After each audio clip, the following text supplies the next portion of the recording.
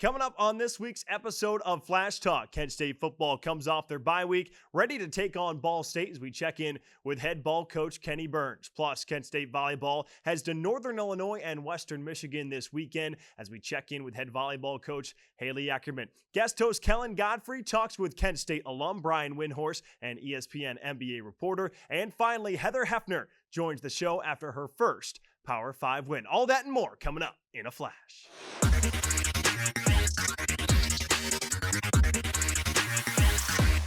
Here in our Flash Talk studios with Kent State head football coach Kenni Burns. Coach, thanks for joining me. Coming off the bye week, First off, how important was it for your team to get healthy and have that extra week? It was big. It's real well documented that we've been having the injury bug a little bit, which is a part of college football, and that's why depth is so important. And our depth is youthful, but it's growing up fast, and it's forced to, which has been good. We got some guys back for sure. Was there anything else that you felt like your team got to focus on with that extra rest in practice? We spent the week really doing a self-scout, which was really important, and we looked at three things. Schematics, how are we doing schematically? Are we setting our guys up for success? And I think it always starts there. You put them in position to make plays. Then technique. How are we doing technically? Are we doing the things we were taught in the spring and the fall camp? Are we not? Are we missing the boat there? And then how can we get better as coaches of teaching it? And then last, personnel. Where are deficiencies personnel-wise? How do we enhance it? Recruiting is part of personnel. We went out on the road and hit the road recruiting and saw our class that we're bringing in, which is an extremely talented class, which made us as coaches excited for sure. Working hard all the time. And you had some explosive plays against Eastern Michigan. Going back to that game, how encouraging was it to see your offense have some of those splash plays? Yeah, it was good. It was encouraging to see that for sure. I think now we've got to bring the discipline side of it. If you look at us, we were one of the least penalized teams in the country going into that game. We had stressed discipline for so long. We hadn't turned the ball over that much. We'd been pretty good there as well. So I told him before that game, I want you to play loose now. I want you to play free. And I think there's a balance of doing that. You're going to play loose and free, but you can't forget the discipline side of it when you do that. So the bye week and this week's been about putting it all together and bringing in everything that we've learned up to this point to go play a Ball State team that's hungry and ready, but we're hungry and ready too. Post-game against Eastern, you thought your offensive line had the best performance that it had all year. You faced some tough defenses in Penn State and Tennessee. How are you working with that unit? I think we've been working at moving parts around.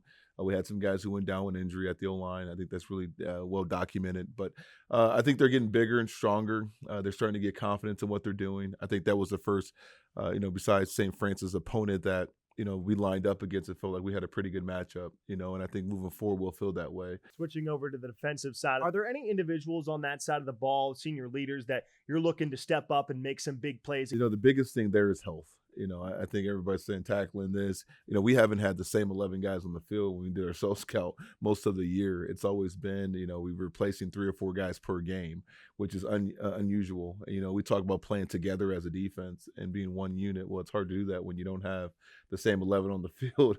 And that's not an excuse. That's reality. And I told our coaches that. So how do we get 11 guys that can play in unison together?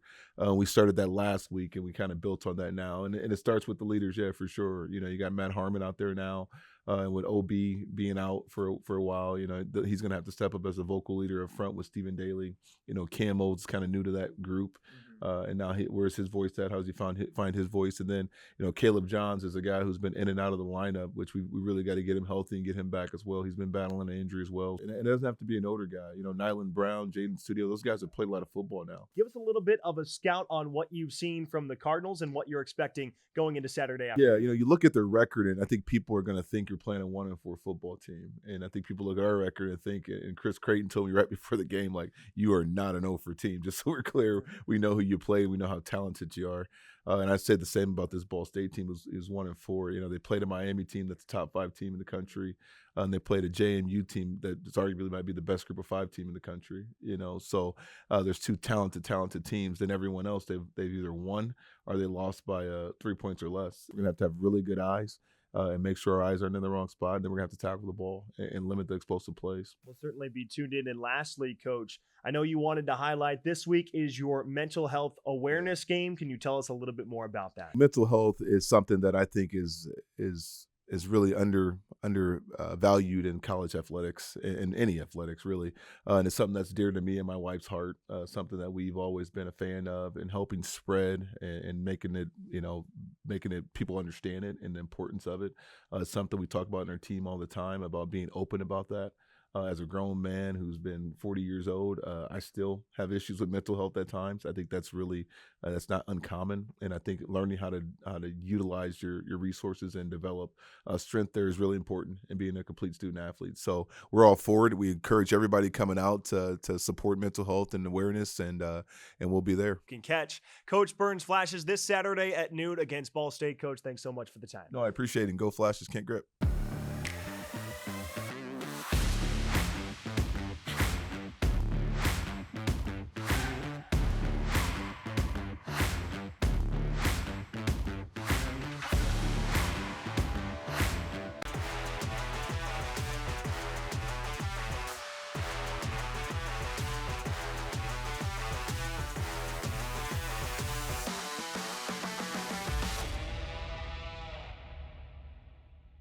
Welcome back into our Flash Talk studios. Dane Richardson here with Kent State head volleyball coach Haley Eckerman. Coach, thanks for joining me. I'll touch on your last few games. Where do you think are some positive things that you can take away, and some of the biggest areas for growth as you head into Northern Illinois and Western Michigan this weekend? When we can be locked in, mentally focused for 25 points, we're going to be really good. And it showed in moments. I mean, set 3 against Buffalo, battling back after the first 2 sets that weren't great. When we just take care of the little things, I think that's when we play well, when we focus really on our side. So really trying to continue to get that point across to them. Like, we just have to take care of our side. They're going to do what they're going to do. But if we're in the right spots, we can defend. And we can kind of be that little annoying bug that at some point it's never going to go away. Your setter, Kendall White, picking up a career milestone, 1,000 career assists. That's a huge accomplishment for her. Talk about her development and what she's meant to this program the last couple of years. Yeah, I think with Kendall, last year was tough, just in the sense of she was almost like more of a freshman coming in, just because she didn't have a ton of experience at Liberty, and then having one of our setters go down, and then having another freshman come in that Kendall really had to take a lot of responsibility. And so that's where a majority of her assists came from. Obviously that first season, but I think with her, she's really starting to figure out how to connect quickly to her hitters and knowing what they need. And I think that that's huge. The older she gets, then the more your IQ is just going to be in that sense. And so she's doing a really good job at quickly making those adjustments and being able to get a good ball up for her hitters. Speaking of making adjustments, you do have some young freshmen on the team. So how is that class developing so far? We have a couple. Haley Brenner comes in and plays. She's done a really good job, really kind of getting the freshman jitters out right away. And I think the other ones too, I don't necessarily think that it's freshman jitters. It's just kind of adjusting to how fast tempo the game is, and how more aggressive the game is. And I think that's always the issue. I just was watching Texas and Florida play last night, and they had 3 of the 4 middle blockers for both teams total were all freshmen. And just the pace of the game is so different. And, just the velocity of the hits and all that sort of stuff is so much more different. And so just really trying to get them adjusted as quickly as possible. And you've had a lot of lineup versatility. You have a lot more depth this season. How much has that helped your team? We've seen you go to a 5-1 sometimes a 6-2. So how important is it for your team to have all those options? It's nice to just throw something out there and try to make a change and just figure out if that change can help us. And obviously it shows each day. You never know what you're going to get, and also kind of what the other team is going to defend us and how they're going to defend us and who's going to be on and who's not. And so it just allows us to be able to make changes more quickly than we were in the past. I think the 2 libero thing helps as well, just being able to kind of flex those in and out versus having to wait a whole set to make a change. People that are volleyball fans, whether they follow NCAA volleyball, may not be familiar with that new rule. So 2 liberos, can you inform our viewers at home a little bit more about that? Basically, I can have 2 liberos dressed in a jersey, and I can interchange at any point. And so it used to be you'd have to wait until a full set to change your libero. And so now it's kind of nice because sometimes, like this past weekend, Greta's really strong defensively and struggled just a little bit with serve receive. And Leslie's kind of the opposite. She's really strong defensively or serve receive wise. And still working on the defensive spot just because of the pace of the game too. So it's really nice when we're in serve or when we have the serve, Greta will go in. And then when we have receive, Leslie will go in. So it's nice to kind of interchange that. And then if one's struggling, we can keep one in the whole time. And you can kind of interchange them however you want. When you run a 5-1, sometimes the back row attack from an outside can come into play. Mackenzie McGuire's been very good at that shot, Karina Salinas, and also Haley Brenner, who played outside for her club team and in high school in Miami. How important is potentially using the back row if you are running a 5-1 attack? Yeah, it's huge. It just allows the blockers on the other side to have to stay disciplined. And I think when we're not using our back row attack as a threat, it just gets to the point where our outside is going to have 2 blockers each time. And so this kind of spreads the offense more, especially if we can run it a little bit more in system. You have another weekend on the road against Northern Illinois and Western Michigan back to back. 2 tough teams. What are you expecting and what are you looking for in terms of growth going into this weekend? Obviously, the way the conference has panned out the last couple of weeks, these last 2 weeks, anybody's beatable. But you have to go in and you have to play your best every single night. And that showed with, Buffalo beating Western Michigan, BG just beating Western Michigan. It just goes to show that if you go in and play your best every single night, it's anybody's game. And I think that's the plus side of our conference is it's not really weighed one way or the other. And so we just have to go in and take care of our side. That's Kent State head volleyball coach Haley Eckerman. Coach, thanks so much for the time. Thank you. Welcome back to Flash Talk. I'm Kellen Godfrey here with ESPN reporter and Kent State alumnus Brian Windhorst. Brian, thanks so much for being here. I just got a few questions for you. First one, Kent State University, Kent State Athletics, the Blue and Gold Collective. What does supporting it mean to you, in your own words? Over the course of my getting longer life, I've never had as much pride as I've had when Kent State has achieved in athletics because everything at Kent State when you win, is hard fought.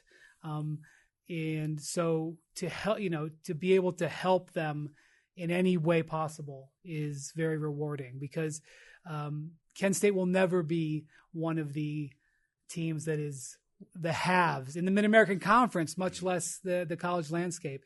The achieving at Kent State is 1.5 times harder than it is achieving at some of the other schools did in this conference, much less, across the country they have to compete against. And so to aid them in this fight, to be a part of it, the coaches and players who have achieved at Kent State are a special breed.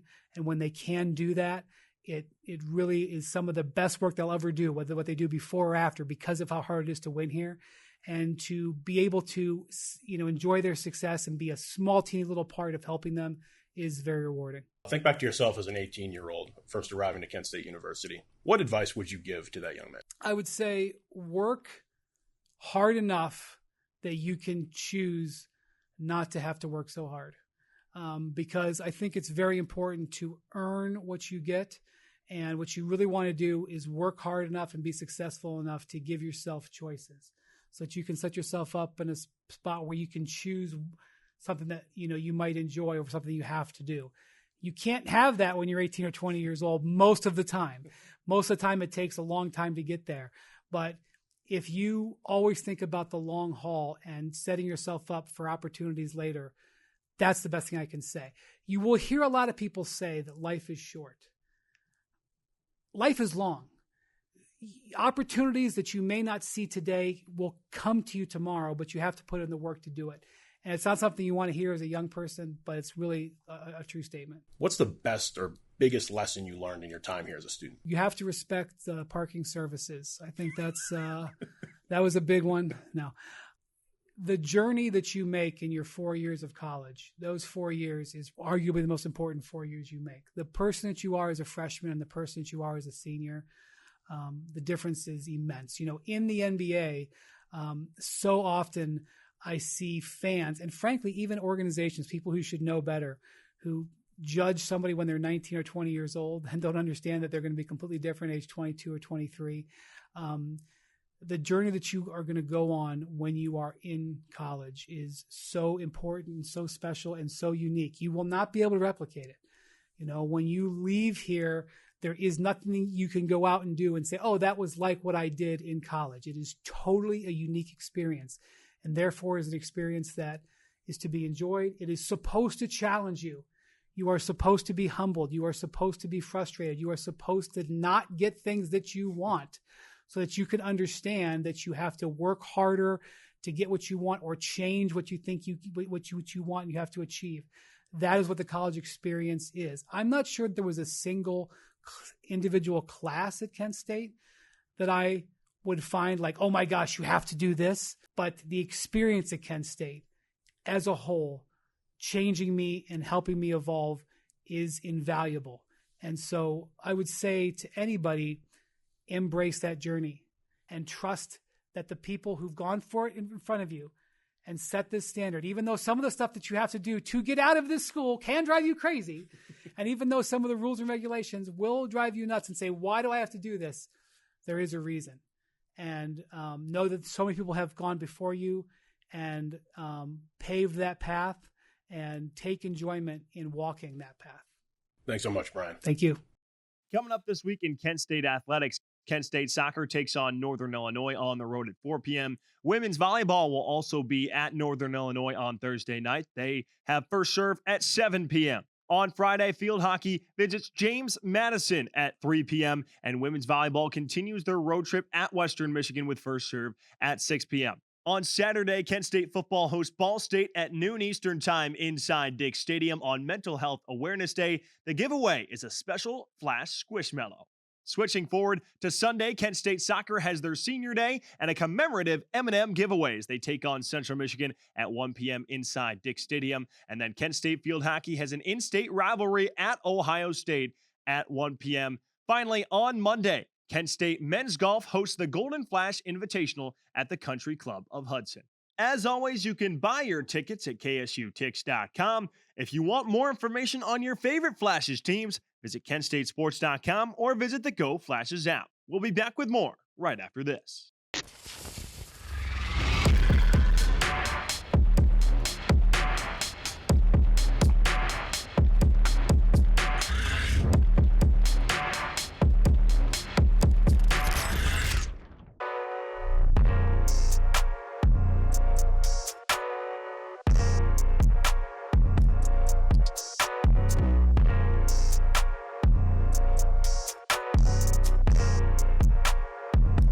Welcome back to our Flash Talk studios here with Kent State head field hockey coach Heather Hefner. Coach, thanks for joining me. You're coming off a big win, flying the flag, beating Michigan State in a shootout 4-3. Tell me, how big was that win for your team? It was huge, really exciting for us to get the win. And I think more than anything, to push through the mental battle. I mean, overtime and shootouts is really tough. And so to, I think, have our girls to have shown that, hey, we can push through this. We can push through overtime, even a man down for 5 minutes and another set overtime and then win in shootouts, I think was really good for our mentality and just our mental toughness moving forward. That offensive output was very encouraging, specifically in the first half. What were the keys to scoring those 3 goals in regulation? We actually made a couple positional changes, I think, which was really cool. Put people in spots where I think that they were even more effective. And so, the first goal, Emma Rolston picks it off the press and then goes straight into the circle and scores, which was really cool. The second goal, honestly, was really, really neat for us as a coaching staff because it's a lot of what we've been working on. We've been trying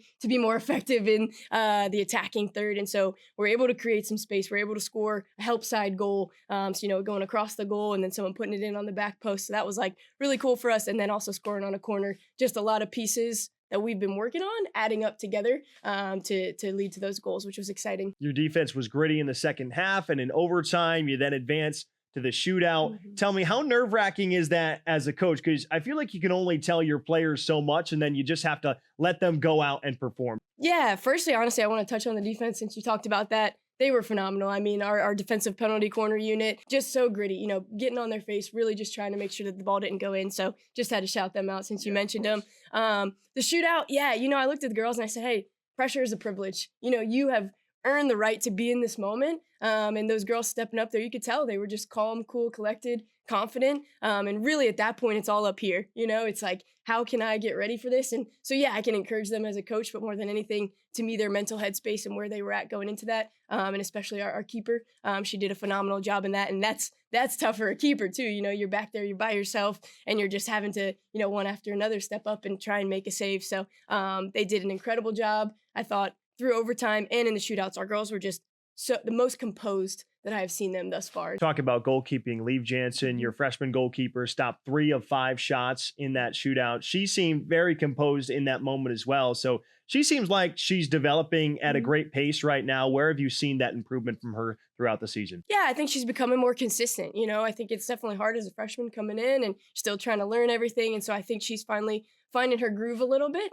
becoming more consistent. And then, I think she's a gamer. I think in those big moments, those big pressure-filled moments, she's ready to go and she wants to attack it. Going back to your loss against App State on Friday, what did you say to your team after that loss? And you obviously must have saw some improvement in that Michigan State game. The App State loss was definitely a tough one. Thought we put together a couple good quarters. And as we've talked about before, just still wasn't a complete 60. And so to me, the biggest growth that I saw is, we go from, not being able to put 60 minutes together to actually putting 80 minutes together in shootouts, and I mentioned it earlier, but I think just really cool for our girls and our team to see, we can do this, right? We can push through this mental block of my body can actually go further than I think it can. The way that they just continue to push forward, even when things weren't going our way. I mean, we got scored on in the Michigan State game 14 seconds in. And the fact that we were able to come back and win that game just shows the resilience that I think this group is continuing to grow. Going into this weekend, you continue MAC play against James Madison. They're a new team to the MAC, and I know it's your first year as head coach. What are you expecting from the Dukes on Friday? Yeah, JMU is an incredible team. I think they're super gritty. The head coach was an assistant coach to me when I was in college at Wake Forest, so I know her well, and I know that's her style of play. That's how she likes to coach, and she always has a super gritty, relentless team. They're having a lot of success, so we know it's going to be a battle for sure. And then you face a top 10 team on Sunday against Ohio State.